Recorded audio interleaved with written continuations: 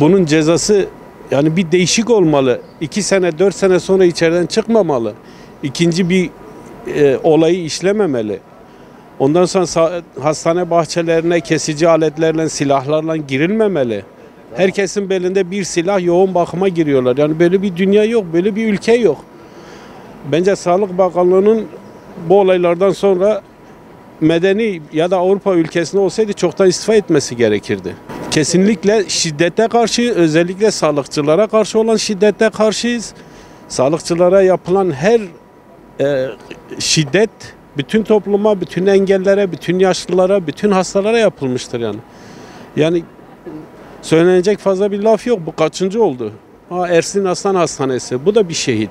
Bunu da öldürdüler. Bu adamı da 2012'de öldürdüler. Olmamalı. Dünyanın hiçbir yerinde böyle bir şey yok. Ben 30 sene Avrupa'da kaldım. Ben böyle bir şiddet görmedim.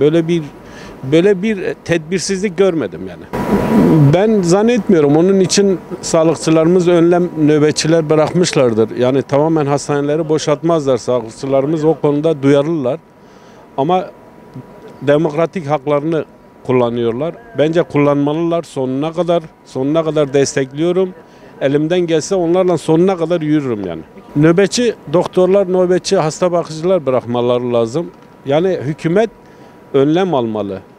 Kesici aletlere, silahlara, bahçelere, hastane bahçelerine girilmemeli. Bu kadar kolay insanlara silah verilmemeli.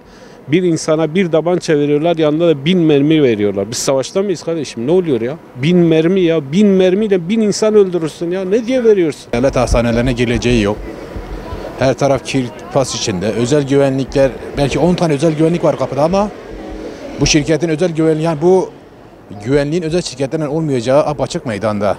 En azından bir polis veya jandarma şey yapabilir. Ondan sonra girişlerde detaylı bir arama yapılabilir. Silah, bıçak, kesici aletler içeri alınmayabilir. Refakatçiler daha az alınabilir. Ben inanıyorum azaltacağına. Bir de acillerde yığılma çok fazla oluyor mesela.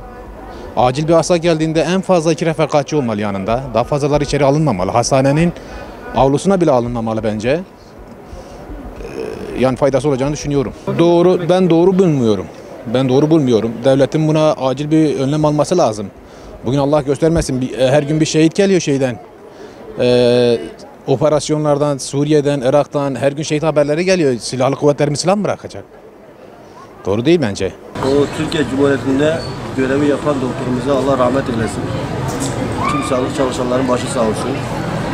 Sağlığa uğraşanlara eller kırılsın. Her türlü şiddete karşıyız. Vatandaş olarak diyeceğim bu kadar. Ya vatandaş olarak işte ister istemez tepki gösteriyorlar. Doktorun gecikmesi, bilmem. X-ray cihazları konulması lazım acil ve hastanelere. Bugün bir adam yoğun bakıma istediği şekilde silahla girer, her şeyden gider. O yüzden dolayı büyük bir önlem alınması lazım. Güvenlik açığı çok yüksek.